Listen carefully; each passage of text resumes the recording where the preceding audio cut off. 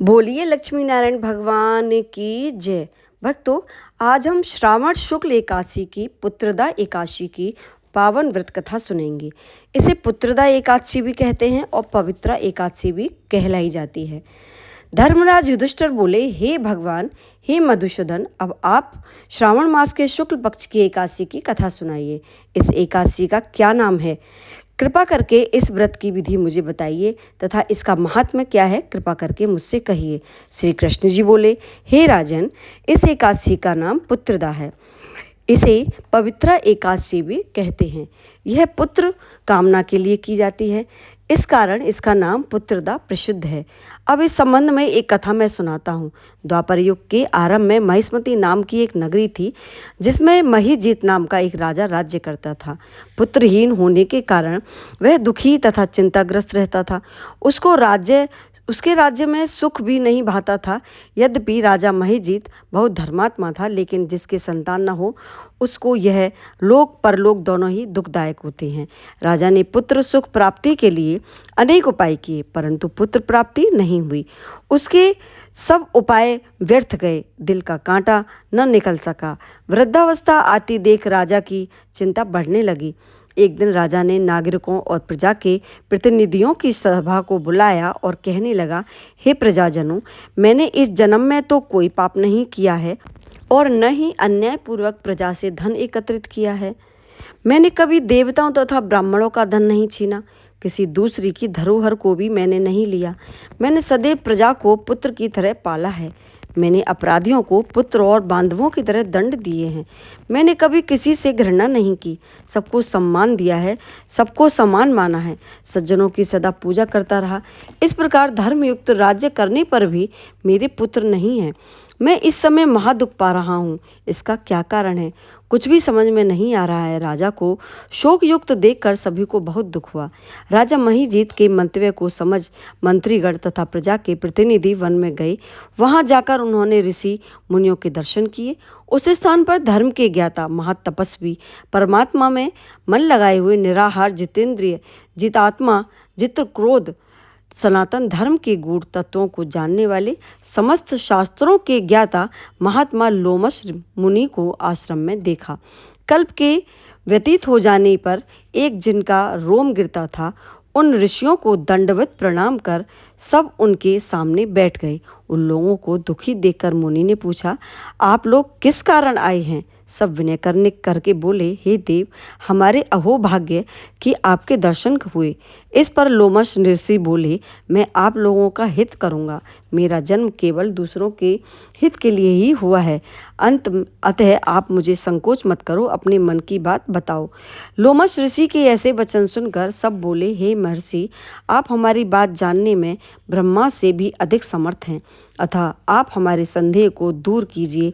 महिष्मतीपुरी का धर्मात्मा राजा महिजीत प्रजा का पुत्र की तरह धर्मानुसार पालन करते हैं, परंतु फिर भी पुत्रहीन होने के कारण अत्यंत दुखी हैं।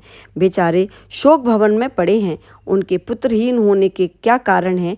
हम लोग उनकी प्रजा हैं, उनके दुख से दुखी हैं। प्रजा का यह कर्तव्य है कि राजा के सुख में सुख माने और उनके दुख में दुख माने। हमको उनके पुत्रहीन होने का अभी तक का कारण ज्ञात नहीं हुआ है। अब जब से आपके दर्शन करे हैं, हमको विश्वास है कि आप हमारा कष्ट अवश्य दूर करेंगे, क्योंकि महान पुरुषों के दर्शन मात्र से ही अनेक कष्ट दूर हो जाते हैं। अब आप कृपा करके राजा के पुत्रवान होने का उपाय बताएं।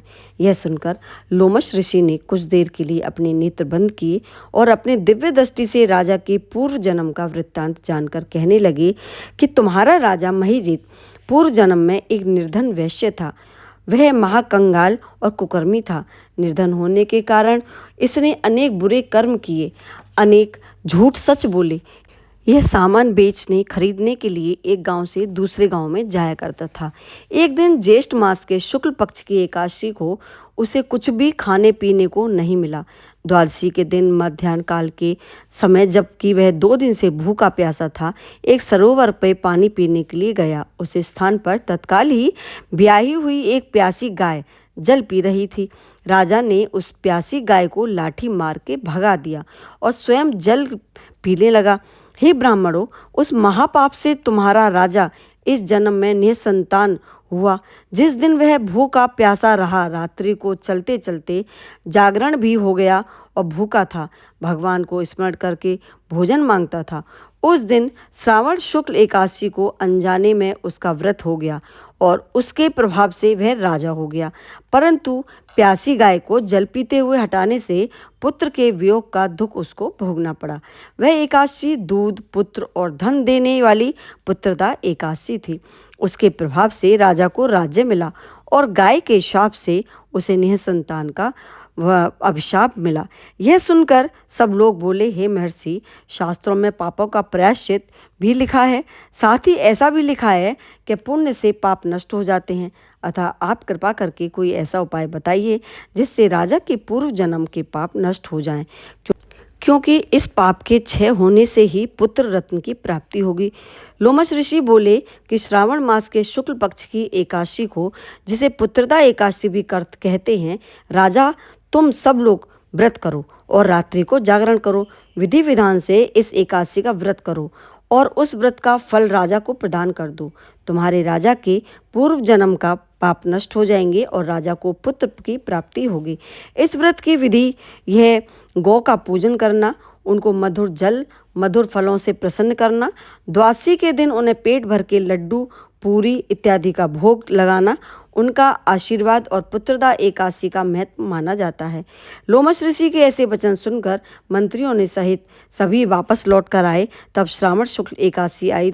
लोमश ऋषि के कहे अनुसार राजा सहित सबने पुत्रदा एकादशी का व्रत किया और रात्रि जागरण किया। इसके पश्चात द्वादशी के दिन इसके पुण्य का फल राजा को दे दिया गया। सबने व्रत की पूर्ति कर भगवान विष्णु से प्रार्थना की कि इस व्रत का पुण्य राजा को मिले। इस पुण्य के प्रभाव से रानी ने गर्भ धारण किया और 9 महीने के पश्चात उसके तेजस्वी पुत्र की प्राप्ति हुई। इसलिए हे राजन, इस श्रावण शुक्ल एकादशी का नाम पुत्रदा एकादशी पड़ा। अतः जो मनुष्य संतान के सुख की इच्छा रखने वाले हों, अर्थात जो पुत्र रत्न प्राप्त करना चाहते हों, वे इस व्रत को भगवान विष्णु के प्रति पूर्ण श्रद्धा रख विधि विधान से श्रावण शुक्ल एकादशी के दिन करें। इस व्रत को करने से, इसके महात्म्य को सुनने से मनुष्य सब पापों से मुक्त हो जाता है और इस लोक में सुख भोगकर परलोक में स्वर्ग को प्राप्त होता है। तो भक्तों, यह थी पुत्रदा एकादशी की पावन व्रत कथा। अगर आपको मेरा ये वीडियो पसंद आया हो तो आप मुझे सब्सक्राइब करना न भूलें। तो बोलिए श्री लक्ष्मी नारायण भगवान की जय।